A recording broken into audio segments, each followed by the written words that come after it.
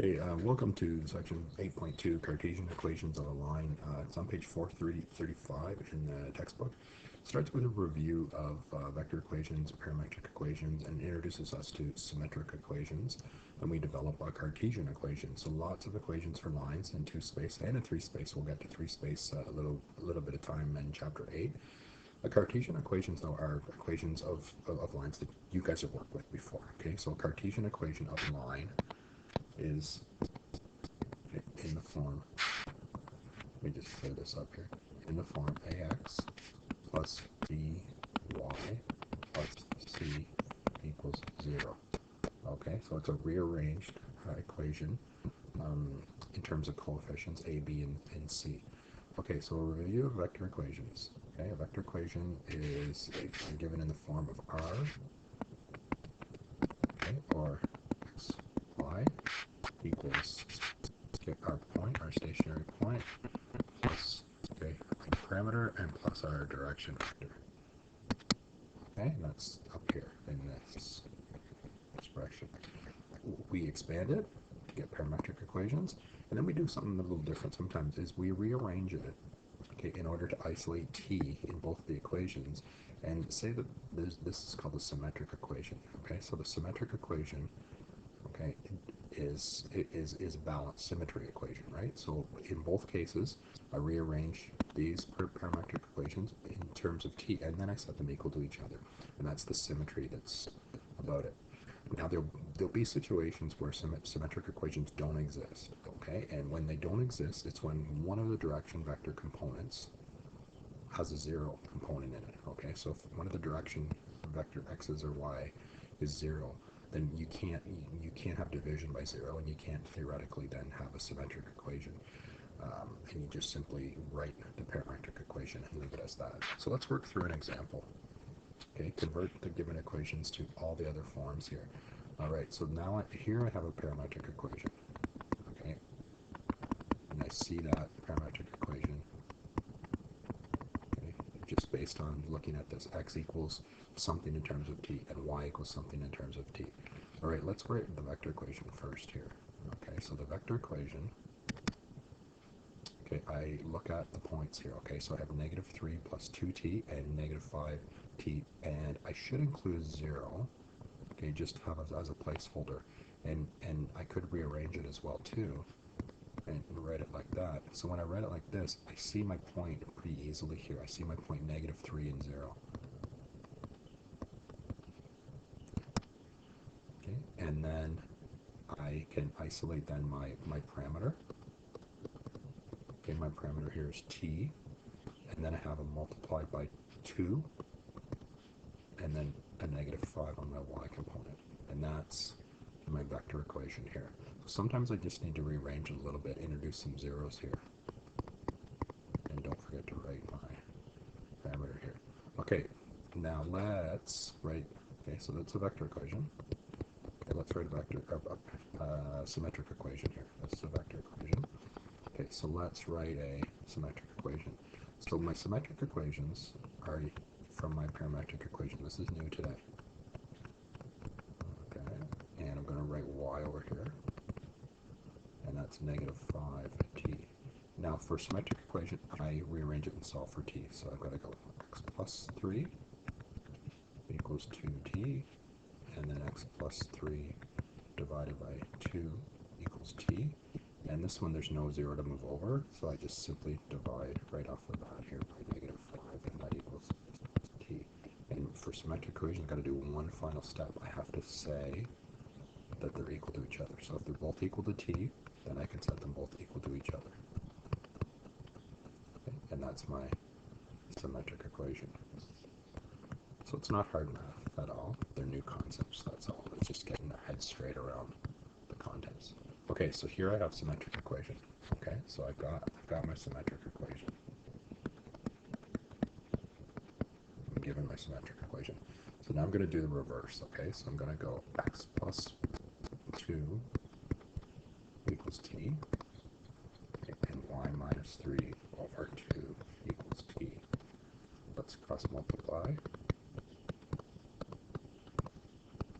And then x equals negative 2 take away t. Got to get rid here, and then y minus 3 equals 2t, y equals 3 plus 2t. Okay, so now I have my parametric equation. Okay, so this is my parametric equation.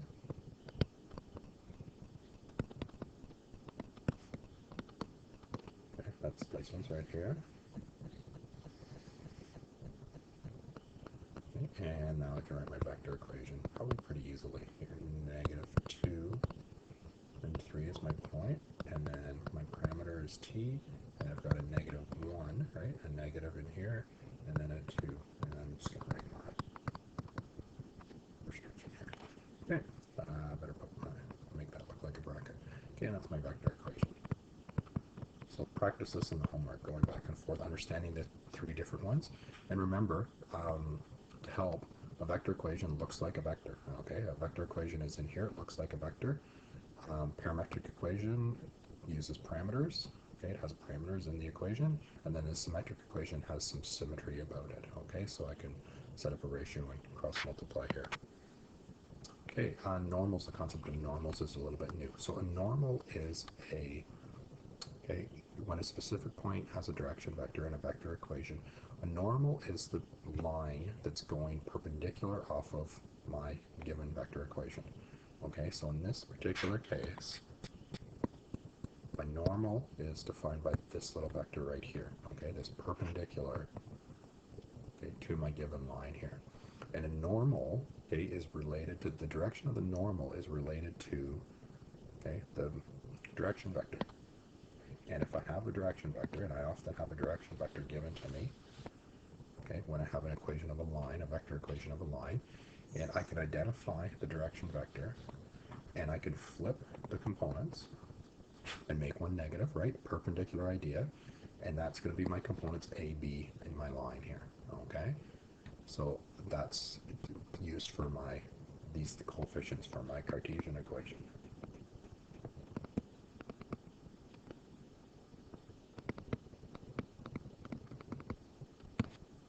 Okay, so we'll often talk about lines, vector equations of lines and direction vectors.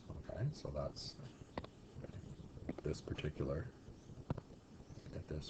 line here. Okay, where I'm given a direction vector. Okay, I could call that. Would that direction vector be by an example? It looks like I'm going over 2 and up 1, maybe, for example here. Okay, and if I had a normal, then my normal, to find the perpendicular vector, my normal would be, I flip, okay, or I exchange the components. So I go 1, 2, and I just make one negative here. Okay, or I could go the opposite. It looks like this one is actually this one given. I think I just wrote this one. The other one, I could flip them. Okay, 1 and 2, except I can make that negative. Okay, because I think we talked about that in the last unit, that when I have a line, a given line, I actually have 2 normals. There's 2 different perpendiculars I can drop off of that line. I can have one going above the line, and I can have one going below the line here. Okay, and those are represented by the 2 different normal vectors that I have here. Okay. So this little concept comes in pretty handy here. Okay, so here's the form of a Cartesian equation. Okay, so a Cartesian equation, as I talked about, is always written as ax plus by plus c equals 0. Everything gets, all the terms and the constant get moved over to the left-hand side. I set it equal to 0. Often a, okay, the leading coefficient, okay, is positive value, okay, and it's a whole number as well too. Okay, that's often the case here. And it's usually written first. The x term is always written first. Now from this Cartesian equation, I can come up with, okay, the normal here. I can state the normal by simply stating, okay, my components A and B here. Okay, my C is my constant, and sometimes that, well, we've seen this before. Often I can rearrange those to get the slope of the line. I can rearrange them to find out the y-intercept, and simply put, okay, this Cartesian equation is something that you guys have worked with before. Okay, back in grade 9 and grade 10, you're often given Cartesian equations of lines where you have to rearrange them. Okay, we're just going to work with them with vectors here. Okay, so convert the vector equation and do a Cartesian equation. Okay, there's a couple of ways you can do this. Okay, there's a couple of ways you can do this. I'm going to do this in two methods. Okay, so method one, okay, is to identify the direction vector. And I'm going to identify the direction vector. Okay, as that, and now I can identify my normal. I'm going to write that as a normal. Let's write that a little bit nicer here. Okay, let's get the eraser on it. Okay, so my direction vector, I write as a vector, and I can make a conclusion that my normal then, okay, let's flip it and make it negative. So if I flip it and make it negative, I'm going to make my -2 a negative again, so it's +2. So now I can write my Cartesian equation form. Okay, and I can substitute my normal in here. Okay, so that's 2x plus 3y plus c equals 0.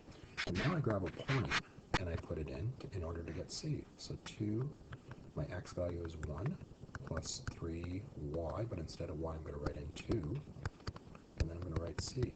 Now I work this out. That's 2 plus 6 plus c equals 0. That's 8 plus c equals 0. So c equals -8. And my Cartesian equation is 2x plus 3y, take away 8 equals 0. Okay, that's one way to do it here. Method 2, okay, is to expand my Cartesian equation, expand my vector equation to a parametric equation. So x equals 1 plus 3t, and y equals 2 minus 2t. Let's get rid of mine. Okay, let's rearrange it. Let's write a parametric. We have the parametric equation. Let's write a symmetric equation. So that's x minus 1 over 3 equals t, and y minus 2 divided by -2 equals t. And let's write my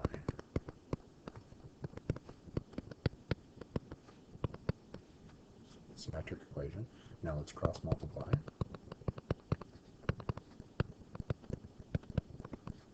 Okay, and let's expand.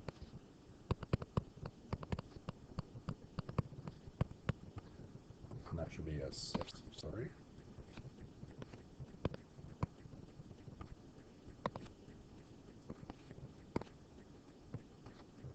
Okay, and then I'm going to bring everything over. So I have a -2x, -3y, plus 8 equals 0.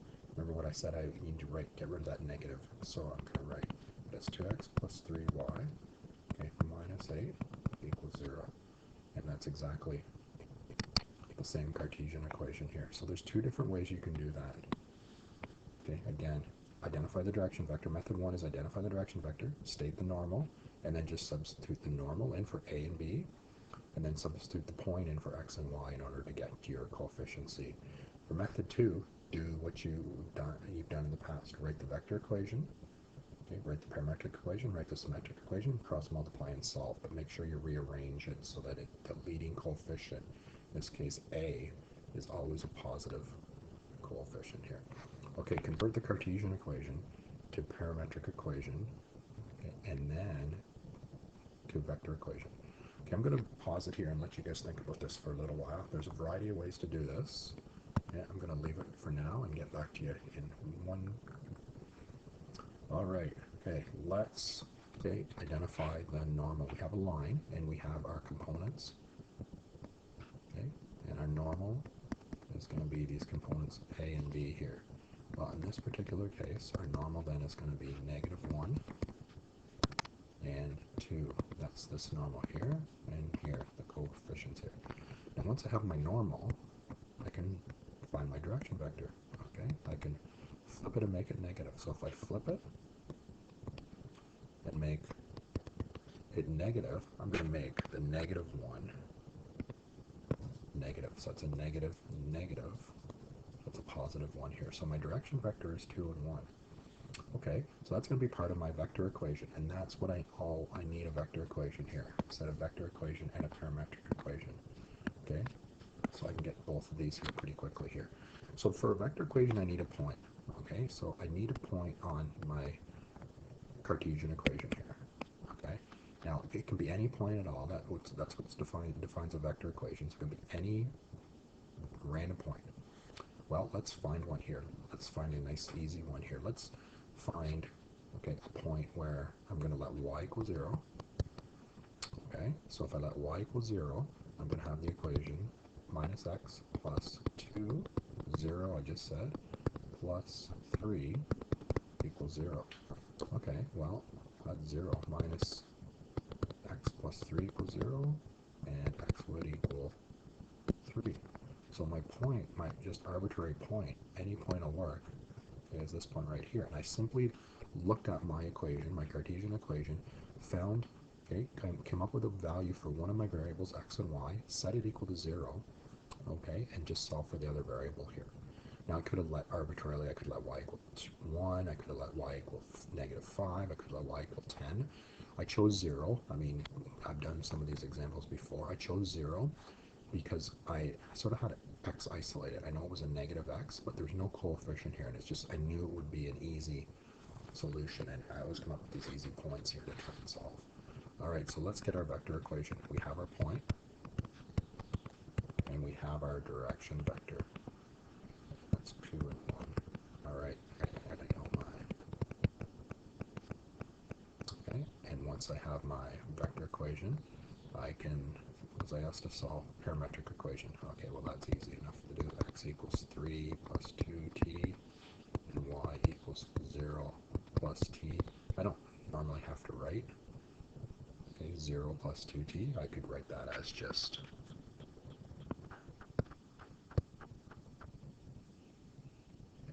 y equals t, if you can see that. But I should write, okay, my restriction here, my okay, definition of what a parameter is here. Okay, that's it. Let's just scan up here and go. Often we're given a Cartesian equation, and you can just, okay, state the normal, state the direction vector, come up with a random point, okay, and write the equations that you need. Okay, you're going to get a lot of practice of this kind of stuff in the homework questions, so let's keep moving on with some examples here. All right, slope-intercept form. Well, that's something that we've talked a lot about. When we were doing tangent lines in the beginning of this course, we were always writing them in slope-intercept form. Okay, so where we have certainly our slope here is m, okay, and our intercept is, okay, is 0 and b here. So let's convert the vector equation to slope-intercept form. Okay, so we have, okay, our direction vector. Okay, so here we've got okay, our direction vector. Well, let's, okay, our vector equation. Let's write it out as a parametric equation. Okay, I can do that nicely and pretty easily. And I've got 3 minus 2t. Okay, I can write symmetric equation, right? I can write symmetric equation here, or rearrange it for my parametric equation. So that's going to be x plus 2 over 1 equals y minus 3 over -2. And now I can cross multiply.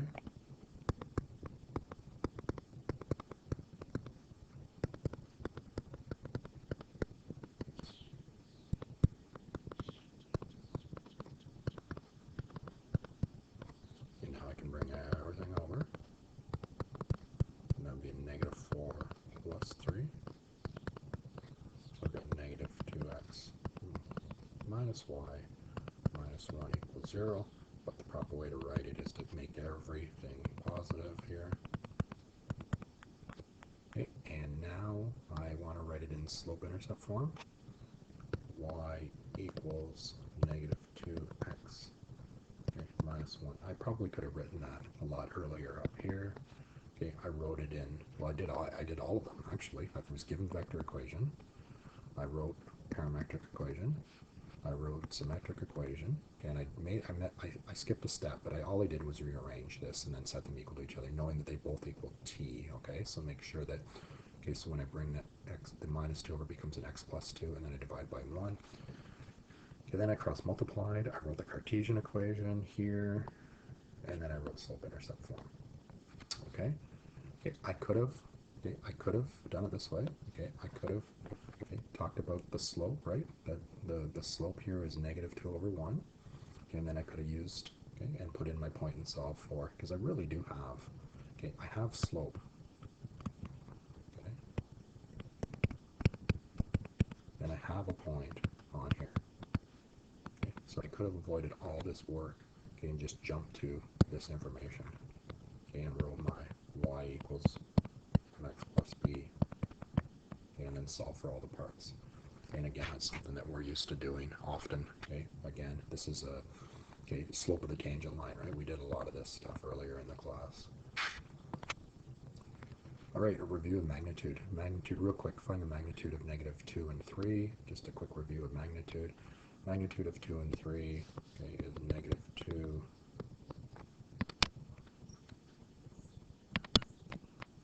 plus 3 squared.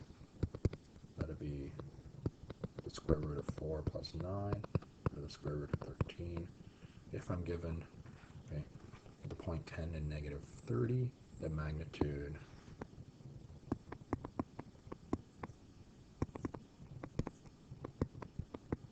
is I square the components. That would be 100 plus 900, okay, or 10, or more, sorry, 1000, and that's approximately 31.6. We don't have to evaluate unless you want to, okay? I don't know what 13 would be. Okay, I don't have my calculator handy, but you can leave. I prefer you leave it like that. Okay, that's fine. Okay, good, good, good. We may want to reduce this one now to 10 root 10, okay, as a mixed radical expression. Okay. Okay, so why did we review magnitude? Well, we reviewed magnitude because we're going to talk about angle between two lines. Okay, the angle between two lines is determined by finding the angle between the direction vectors. So if I'm given two lines and I can state the direction vectors, I can use this formula here, which involves magnitude, on the direction vectors. Okay, and that is an easy calculation here. So let's find the acute angle between these two, this pair of lines here. So I've got L1, okay, and L2. So let's state the direction vector. Okay. It's given to me in the question. Okay, and this direction vector, okay, when it's in symmetric form, this direction vector is also given to me in the question, and that's the components 3 and -2. Okay, so I'm going to call this D1, and I'm going to call this D2. Now my formula uses U1 and U2, that's fine, these are still direction vectors, okay, by our definition. So either way I'm going to use I need my magnitude. Okay, now I'm going to do this quick. -3 squared is 9, plus 1 is 10, so is root 10, and then this magnitude, okay, again, is the square root of 9 and 4, so it's 13. Okay, so now okay, what else do we need? We need cos theta, okay, and I'm going to just readjust my formula here.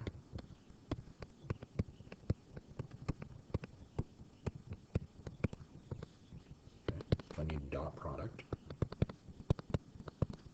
of my two direction vectors and magnitude. I already found magnitude, but I'm going to write it. Oh, I should.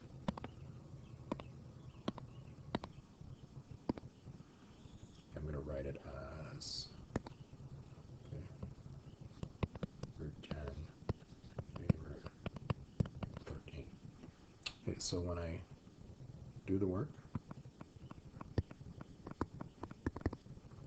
okay, the dot product will be 1 times 3 plus -3 times -2 over square root 10 square root 13, and I think I've got 3 and 6 is 9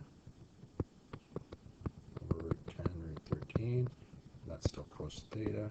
Okay, I get the ratio, do inverse cosine, I get theta to be 38 degrees, and that is an acute angle. All right, good, good, good. Okay, let's move along here. I don't think I've got much more of anything here. Oh, I've got another one. Okay, so let's find the angle between these two. Now we're given a Cartesian and we're given a slope. Okay, so So let's take our normal. When we're given a Cartesian equation, all I have is a normal. That's 2 and negative 3. But I can certainly find my direction vector here. I'm going to call this 1. So I'm going to flip it and make it negative. So the easiest way to flip it and make it negative is write the vector, direction vector 3 and 2. So that negative 3 becomes negative, and it becomes positive 3. This one I have my slope, okay? So my slope, okay, it's negative 1 over 3. But as it relates to direction vector, okay, direction vectors have to be x is first, right? And then y is second, okay? Because the direction vector is like a Cartesian point here.